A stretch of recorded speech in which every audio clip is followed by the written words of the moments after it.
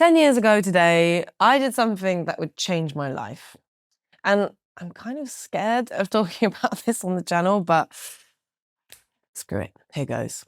10 years ago, I and 12 others occupied the runway at Heathrow Airport to protest their plans to expand. Heathrow is the UK's largest airport, and like many across the world, it has big plans to grow. Except if we want to have any chance of having a habitable future, we cannot let that happen. We're watching the climate crisis escalate and intensify before our very eyes. Expanding airport capacity rather than developing low-cost, low-carbon alternatives for travel is exactly the opposite of what we should be doing. That's because aircraft are hugely polluting, but they might actually be even worse than you think. Fasten your seatbelts for this video, because there might be some turbulence. The aviation industry is hugely carbon intensive, but you knew that already. Taking a plane is one of the most polluting things we can do as individuals, and the industry is stubbornly difficult to decarbonize. Whereas other industries can use alternative sources of energy, change supply chains, or go green, flying can't do that so easily. It takes a hell of a lot of energy to get an 80-ton fully loaded metal machine into the air. Substituting traditional fuels for alternatives like hydrogen or green electricity requires huge changes in the infrastructure around flying, including fuel lines, engines, and aircraft design. And there's currently no viable option to power modern long-haul or medium-haul jetliners with batteries. They just take up too much space and weight. Not to mention, of course, the huge fire risk posed by hydrogen. So-called sustainable aviation fuels made from waste or biomass, aka plants, are currently touted as a drop-in fuel because they're compatible with existing engines and infrastructure. But they cost a lot, and to produce these fuels requires huge amounts of land and water, resources which are also extremely precious for feeding ourselves. Right now, aviation makes up around 2.5% of global CO2 emissions, which doesn't sound like a lot. But we're already burning far too much carbon, and aviation will take up a massive chunk of our allowable carbon budget if we want to limit temperatures to a safe level. In 15 years, the aviation industry will be the joint most polluting industry in the UK. But it's not just the CO2 emissions we need to worry about, because the aviation industry's non-CO2 impacts on the climate are twice as large. Aircraft affect the atmosphere in a variety of direct and indirect ways. One is, of course, emitting carbon and contributing to climate heating that way. However, they also emit water vapor, chemicals, and particulates in a very unique region of the atmosphere. Aircraft cruise very high up in the stratosphere, where temperatures are really cold and it's really dry. Burning hydrocarbon fuels like kerosene releases nitrogen oxides, which trigger a bunch of chemical reactions that create ozone, destroy methane, and reduce the amount of stratospheric water vapor. When you add all of those effects together, you get a net warming effect on the planet. Aircraft engines also emit particulates like soot and sulfate, which also warm the atmosphere themselves. But then we have the impacts on clouds, and this is where it gets complicated. Clouds are complex beasts, and their effects on the planet's energy budget vary very much depending on things like their height, temperature, and composition. So where planes fly also changes their impact on clouds. Sulfate from aircraft exhaust can actually make low-level clouds brighter, therefore enhancing their cooling effect on the planet's surface. It's a little bit like painting them over extra white. In fact, it's the same effect that ship emissions were having until the last few years when they were phased out, and global temperatures jumped in response. The one that's least certain is the impacts on high-level ice cirrus clouds. Contrails, those long, thin lines you see crisscrossing the sky, have a small warming effect on the atmosphere, but particles emitted from engines can linger, impacting the formation of these cold, icy clouds long after the aircraft is gone.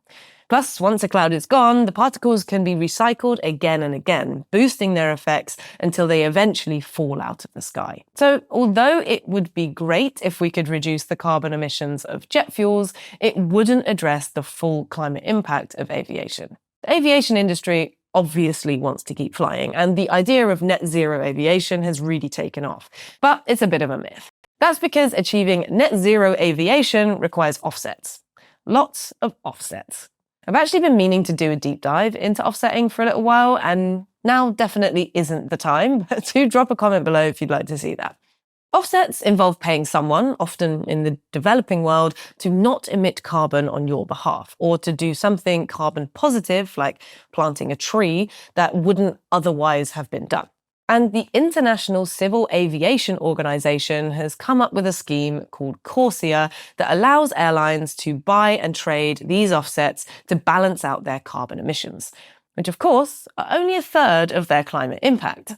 In the UK, we will not be able to achieve net zero aviation if any airports are allowed to expand, nor will we be able to achieve net zero overall, which we have a legally binding contract to do under several of our national laws, if we allow airports to expand. The same story is playing out across the world. It's simple. More airports threaten our ability to meet our climate targets, and those are already looking pretty wobbly at best. And yet, the supposedly eco-friendly UK Labour government is talking up plans to expand several airports, including the largest one, Heathrow.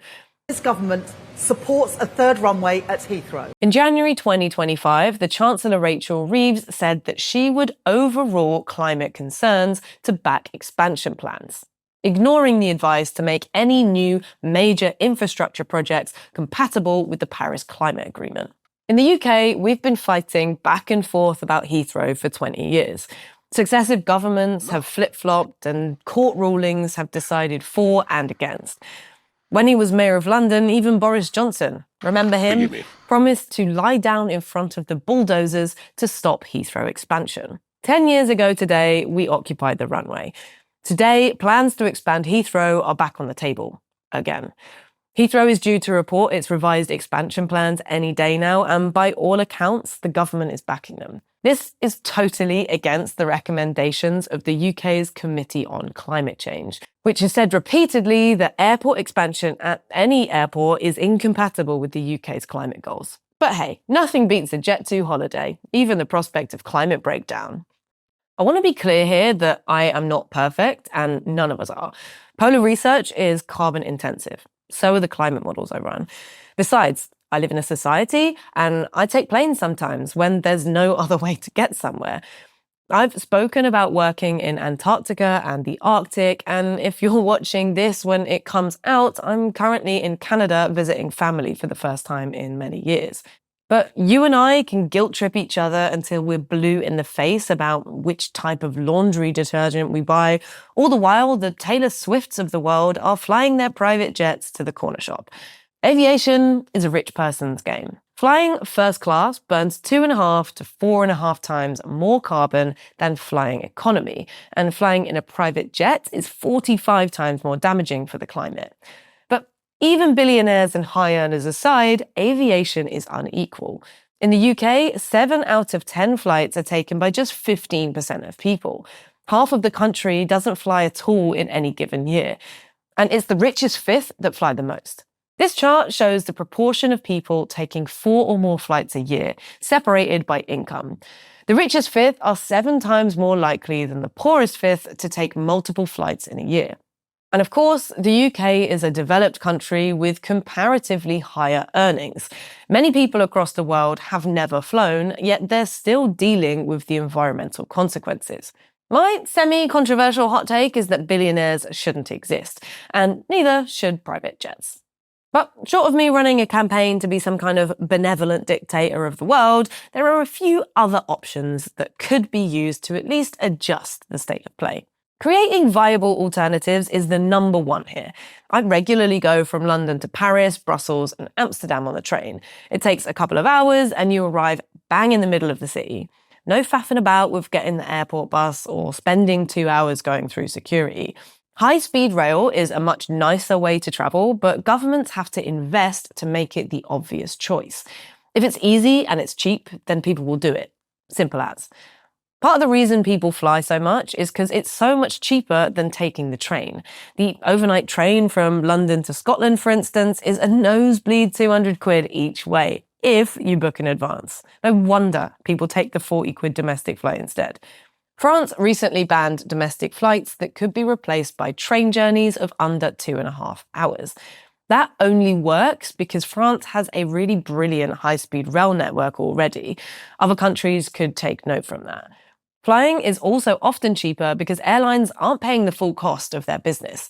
The UK government and governments all over the world effectively subsidises the industry to the tune of £7 billion a year through an exemption to VAT and fuel duty. And that's a tax break of nearly $10 billion for my American friends. Another option, which targets consumers themselves, is a frequent flyer levy. Simply put, the more you fly, the more you pay. It's like the opposite of air miles. Seems fair. On the one hand, individual actions are a drop in the ocean. Choosing to take a holiday in a place that you can get to by train or making that international work meeting a video conference won't do a huge amount on its own. It's big changes that matter after all. But the onus should not be on ordinary people who are already pressed for cash, time, and mental space to take those difficult, time-consuming, and expensive routes. Big changes implemented by governments, companies, and industries facilitate green decisions.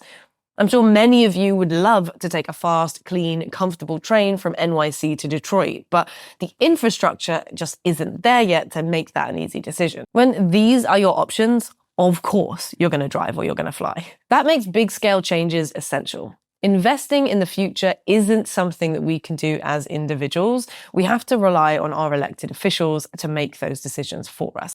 Which takes me neatly to my next point.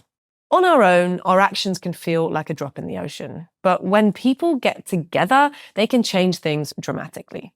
When we occupied the runway at Heathrow, we wanted to bring the lunacy of airport expansion amongst a climate crisis into the public awareness.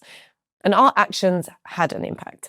Threatened with being the first climate protesters to go to jail in the UK, people from all across society rallied around us. We were hardly kneecap, but we did still have a pretty good turnout at our court dates. Vilified in some parts of the press and lauded in others, we captured the attention of the country's media for at least a hot sec. Taking the stand one by one, we argued that our actions were born of necessity. Knowing what we knew about the damaging effects of aviation on climate, we couldn't not act. Up first, I slammed the 3,000-page IPCC report on the edge of the dock, having submitted the report and 20 other scientific articles as evidence. Our resistance to these plans was not political, nor was it NIMBYism. It was evidence-backed opposition. We didn't win, of course, but Heathrow's plans to expand quietly faded into the background as they got caught up in a series of legal battles and parliamentary votes. Until now, that is. The point is that activism works, as long as we keep at it. And now it's as important as ever. Raising your voice with others gets the goods, it builds community and fights the fear. And it's not a one-size-fits-all approach either. I would obviously never condone doing anything illegal. And our action was just the sharp end of a huge movement employing a very wide range of tactics to resist. It takes a village to raise a child, and it takes a movement to fight the climate crisis. Community campaigns, lobbying elected officials, demonstrations, marches, sit-ins, art pieces, local actions, occupations, business initiatives, policy instruments, media campaigns, petitions, NGO actions. All of these and more are essential to success. So get involved with something that speaks to you. This video was a bit different to my usual, and I'm really nervous about putting it out. So please be nice. And if you want to learn more about the complex science of aircraft impacts, particularly on clouds, an area of research I actually worked in for 18 months after the pandemic, then I highly recommend checking out this paper.